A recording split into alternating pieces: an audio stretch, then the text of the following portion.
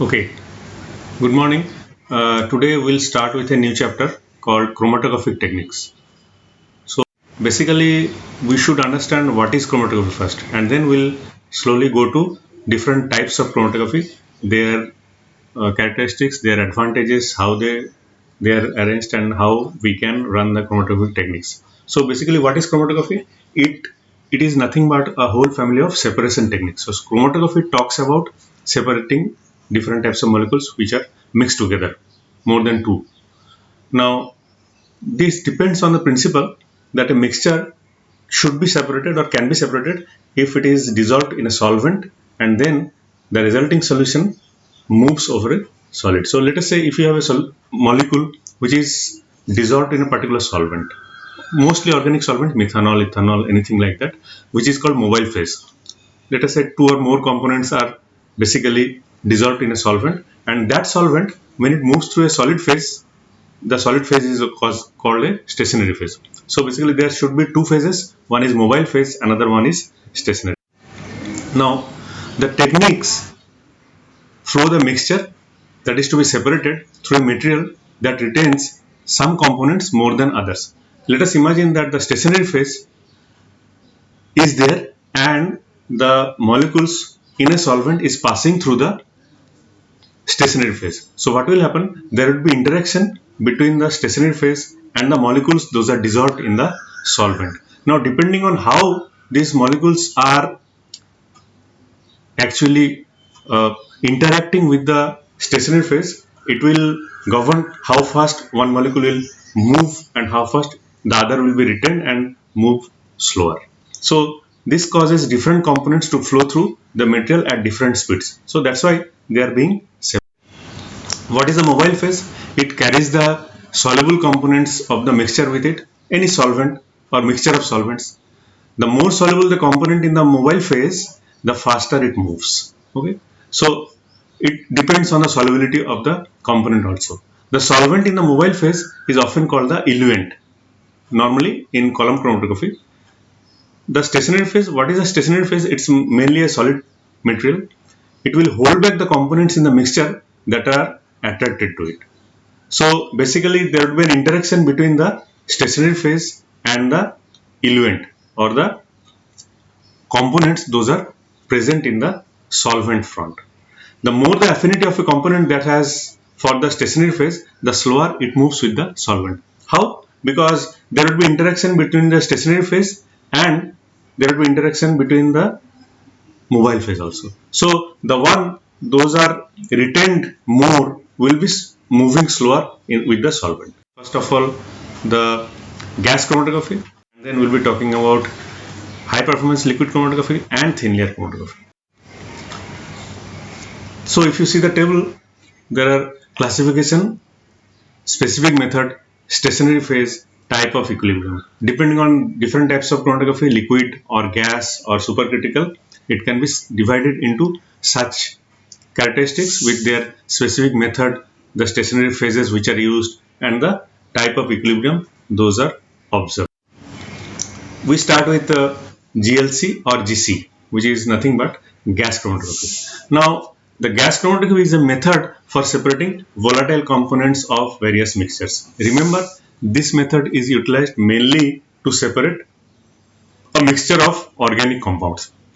That's why it is a very highly efficient fractionating technique, and it is ideally suited for the quantitative analysis of mixtures when the possible components are known and the interest lies only in determining the amount of each present. So what will happen if you see the figure?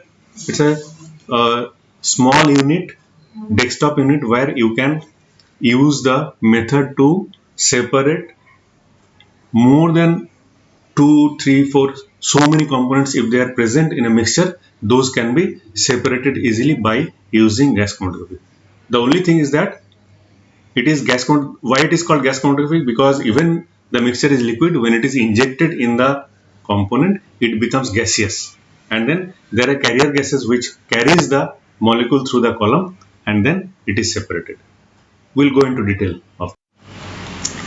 What is the by principle in gas chromatography? The partition of molecules between the gas, which is again the mobile phase, and the liquid, which is the stationary phase. The column that is present inside the oven that has the stationary phase, which is liquid, semi-liquid, or sometimes semi-solid, and the mixture of gases or the gases that is coming from the liquid when it is injected, this is the mobile phase, which are going to be separated.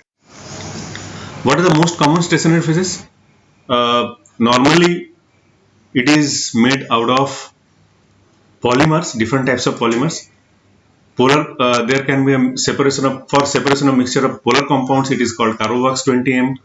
For non-polar components, it is OV101, AC30, etc. And sometimes methyl ester of fatty acids, those are used for a separate, stationary phase called DEGS or diethylene glycol succinate. So mostly the stationary phases are made out of polymers. If you see the schematic diagram of a gas chromatography, you will find that there is a main unit, the major unit, which is it consists of oven, and inside the oven there is a column. So, but apart from that, there are different other components. The gas system, you see, in the gases there will be mainly the air, hydrogen, and the carrier gas. The carrier gas can be nitrogen or helium.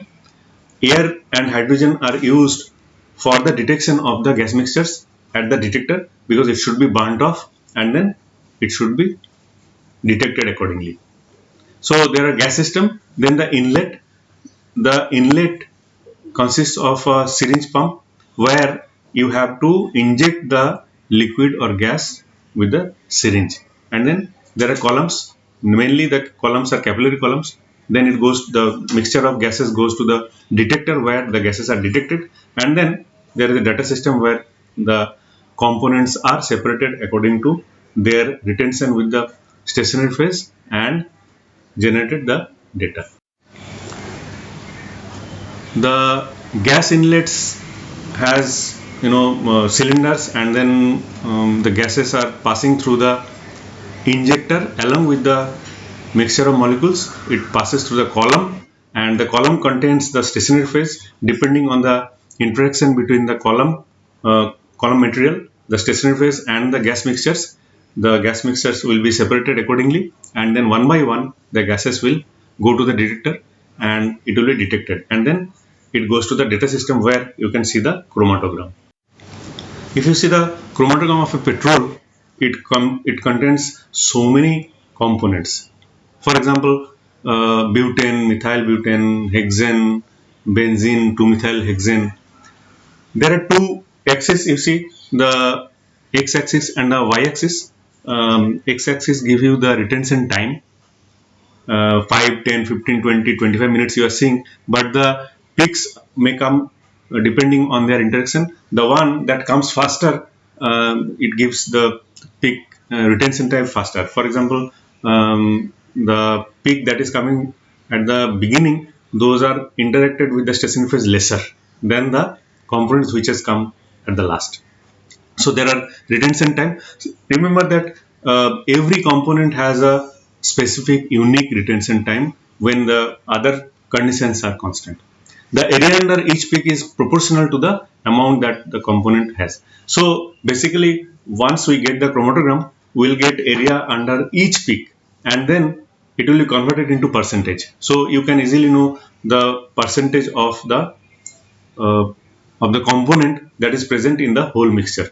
The identification of a component is done by matching its retention time with a known substance under the same condition. So what will happen if you have an unknown mixture? First, you should know the retention time of those components individually once you inject in the gas chromatography, and then you know the retention time, and from there you can identify the unknown component which is present in a mixture, and then this is then compared or confirmed by comparing the mass spectra of the two substances. Sometimes the gas chromatography is also attached with a mass chromatographic techniques, and then it is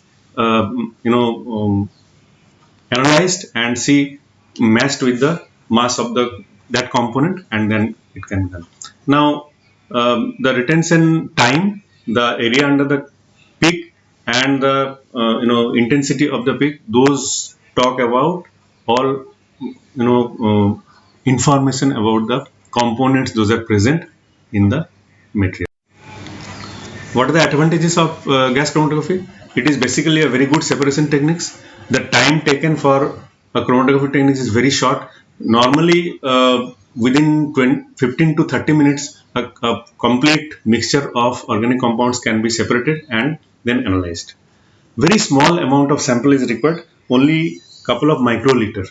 So basically, the injector or the syringe contains only maximum 1 microliter. So normally we can inject 0.5 microliter or so, and then it is good enough for analyzing the mixture. Detection system is very robust and good. Depending on the type of the column, if it is a packed column or stainless steel packed column which is shorter in length, normally used for gas separation, that requires TCD or thermal conductivity detector. But in case of volatile components, the organic mixtures, those are to be separated. There the column is capillary column. It is basically made out of quartz, and it can be very long, 25 to 50 meter, and it actually separates easily and very quickly.